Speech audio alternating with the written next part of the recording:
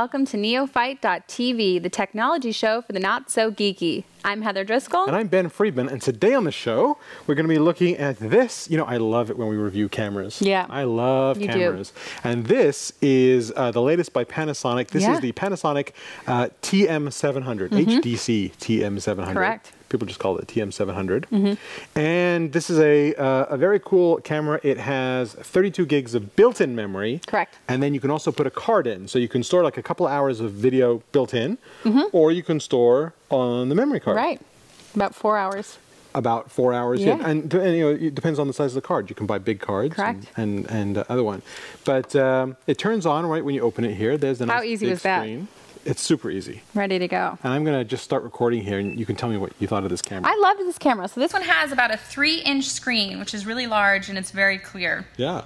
There's a million modes on this one. So you know, there's a little window around you here. Is it the face recognition? Yeah, it's recognized your face. This face? Yeah. Cool. Yes. Yeah, so you can, I mean, it chooses up to, I think you can label up to 6 or 7 people, pets, whatever, and then it will label those people. Sure. Fantastic. You want to film your pets? Yeah. It will label those people that you've chosen and selected, and then that label will show up when you're filming and then editing if you want to do that. Right. So, now, this thing films in, and I'm going to pause this here. Okay. This thing films in high def mode here.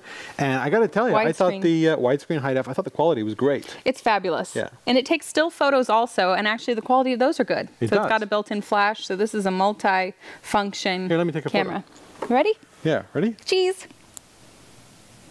Did it take? I didn't hear a little click. Hold on.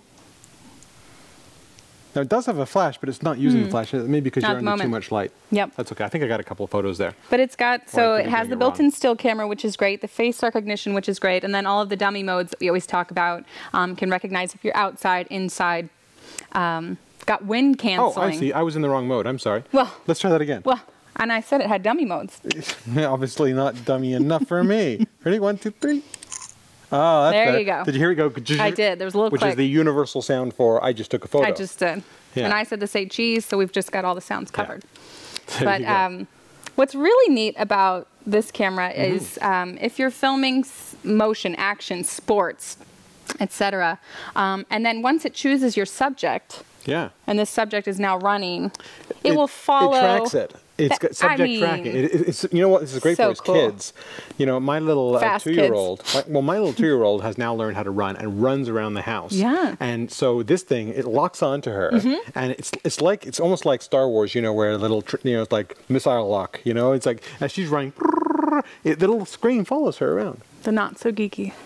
What are you going to do? It's cool. But it does. It's very cool. So it keeps that subject in focus, regardless of where that subject is running, moving. Right. So it's very cool. Now, let me tell you what I liked about this camera. First of all, it's a little pricier as these cameras go. This is more expensive. So this one's about $800. But see, to me, it's worth it, and I tell you why. This has some great manual features that a lot of the cheaper ones do not have. Absolutely. For instance, it's got a microphone input. Okay. It's got a headphone jack, which a lot of the other ones don't have. So you can put headphones on, give a microphone to a person if you're doing an interview or something, or if you're like trying to make a little documentary. More serious. Yeah, you want to videoing. Absolutely.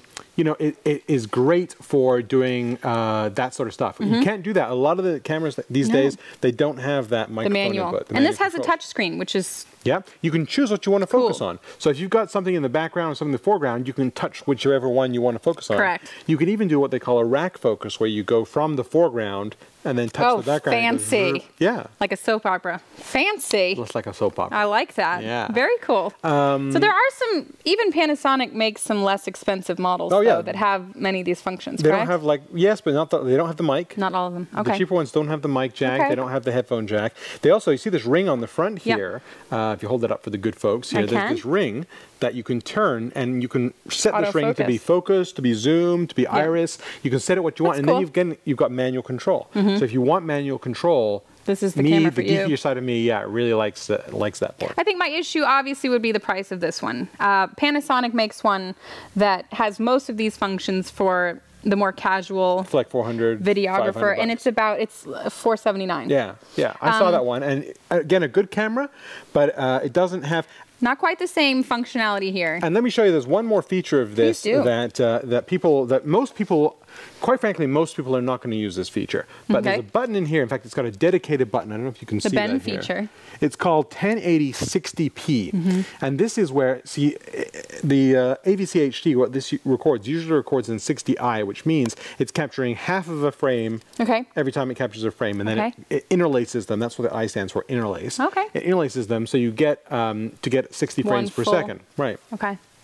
P takes a full frame every second, or every half second. A full frame, so you're getting twice as much data. So it's very, very high quality. The problem is, at least right now, pretty much no computer will edit it.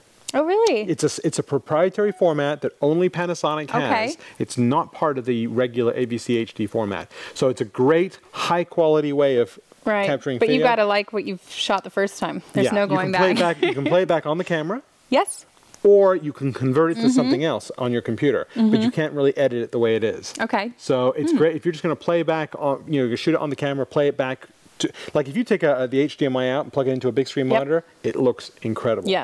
But the screen quality is fantastic. It is. Picture quality is great. And it's 10 pretty out of good 10. in low light. So, that 60p feature, some of the geeks will talk about it, but it's not a practical feature for the consumers that this is really targeted at. I mean, there's the wind canceling features. Wind canceling is wonderful. It's got 5.1 sound on there, so you have beautiful surround sound if you play it back on a equipped television. Excellent. So that is the Panasonic TM700. Fantastic camcorder with a lot of great features for both the non-geeky and the geeky. But some features that are not quite as usable as they could be. I don't know if I would be spending $800 for a few features that may not be useful for me.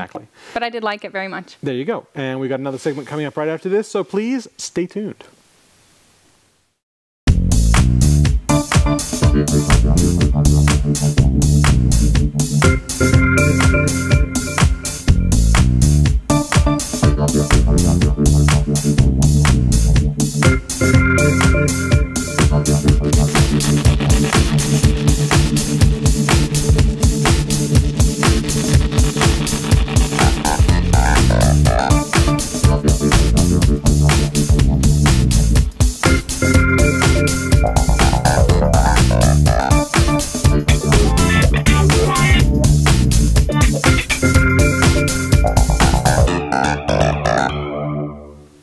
We're back, and in the second spotlight today, we are looking at this beautiful piece of technology.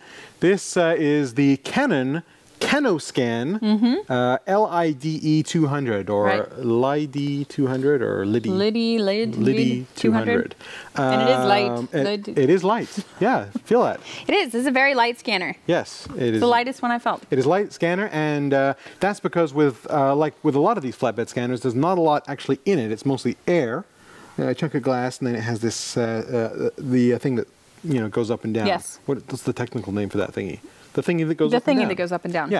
The actual piece that moves to scan. So this is a very inexpensive way if you need to scan photos or documents into your computer. Letters. Great way, and I tell you, my favorite thing about this scanner is that it doesn't require any power supply. That was cool. So that was cool. Usually there's several cords, so this just plugs directly into USB. That's right. You can keep this on the shelf until you need it. Pull it down. One USB cord right into your computer like so. Not bad. And let's give it a try, shall we? Let's do that. Take a document right here. So this one's about $70, so this is pretty inexpensive. Very inexpensive, I thought. $70. Yeah. You place your original like so against the little arrow, face down. Okay. It only does one side. It's not a duplex scanner. All right. Well then. And then you go into your software and you hit scan. And it takes a couple of seconds for it to start up, but you'll hear in a second it will start. So this will work for your Mac? Mac and PC, and great software. Hey, cool. Can you hear it going? It's pretty quiet. Additional sound effects doing its business. Provided by Heather Driscoll. Yeah, it's not loud, and the software is easy to install. So I think that's the best part about this product. Yeah, we've had some issues with that before. I've had some issues with some scanners, obviously scanners that had multifunction. So this one just scans letter-sized documents. So this is not several sheets at a time. This is just one-sided. This is a very basic scanner, but I think it certainly does its job. Right, and there's the, you can't see it on here, but there's the image. Clear scan. In. It looks very nice, huh? All right. So, easy to do. Yeah, I like this product. I'm wondering what is the market now for the one function product? Yeah, I don't know. I mean, so this one's $70, and if you spend what, how much more to get something that has multifunction? I've seen now, like at Costco, for about $100 you can get one, or $120 you can get one that will scan and print and copy. You know, and so you got a printer as well as a scanner. Right, and if you spend a little bit more, like 140 or 150, now that's double.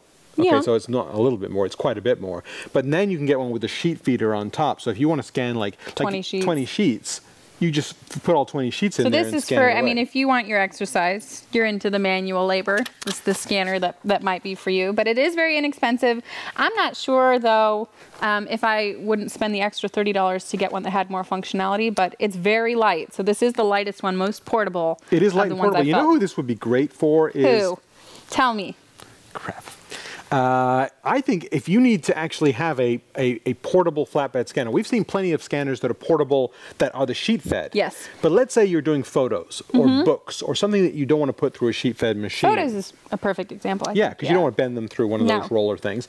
This is light enough that you can put this in your car. Sure. You can put this. You can go in your briefcase backpack. You have to. Wow, backpack. You need a pretty hefty backpack, I think. But you definitely. We reviewed a few hefty backpacks, huh? But yeah, I mean, look how this is one-handable, right? I mean, it's not a heavy thing. And so you definitely, those all-in-one printers, even though they're only $100, you're not going to put that in your car. No, they're bulky. So this is transportable. I'm just a little worried about. Supply. All those printers, those all-in-ones, they all have the big power brick. Yes. Right? So this has no power brick, easy to use software, one function. If you need to go somewhere and scan. Now I was thinking. Scrapbooking, this is really helpful. I was thinking real estate. Okay. But then there's a problem with that you brought up earlier, which is this does not scan legal documents. No, it doesn't. So this is just letter size. Yeah. So 8.5 by... And also with real estate, you'd probably want one with a document feeder. I think so. So this would be, I think it's great for photos, letters, books, etc. But if you're doing a large amount of documents at once, I think it would just be too time consuming and frustrating after a point. So if you need, like you say, scrapbooking, or if you've got a friend and you want to go and shoot 20 or 30, scan 20 or 30 photos really quickly, it's great for that if you've got a specialized application. But yeah, if you're not a specialized application and you're not going anywhere, probably one of the all-in-ones. You're not going anywhere. You know what I mean? You're not traveling somewhere. Stuck at home scanning. Scanning, another word that has a G at the end. Gosh, was that last week? You're not going anywhere. You're camping, and now you're scanning. Now I'm scanning and camping. But this was easy to use, pretty dummy-proof, ready to go. You can set it up easily. From the horse's mouth, right there. Let us know what you think. Would you rather have a one all-in-one product or something that just does one function and it's just suited to that one? Go to our website, www.neo-fight.tv. Leave us a comment. And what do you think? Is it worth the extra money for the all-in-one? I think so. Heather thinks so. I don't know. I kind of like I'm having not sitting at home scanning. No. I want to be out and about. All right. You can also go to our Facebook page, www.facebook.com/neophyte, where you can sign up and be entered to win some of the products we review. Perfect. And if you happen to have an extra 30 seconds, take a look at this. If you need to make recordings of your computer screen, there's no better tool than Camtasia from TechSmith. In fact, you're watching a screen recording of this video right now. Camtasia can record your screen, your webcam, and high-quality audio at the same time. It's perfect for training, presentations, podcasts, or any time you need to show what's going on your computer. Camtasia is easy to use, but it's also extremely powerful. You can turn your screen recordings into high-quality polished video in no time and share them with the world. And Camtasia is available for the Mac and PCs. If you need to make screen recordings to educate, train, or sell, there's no better tool than Camtasia from TechSmith.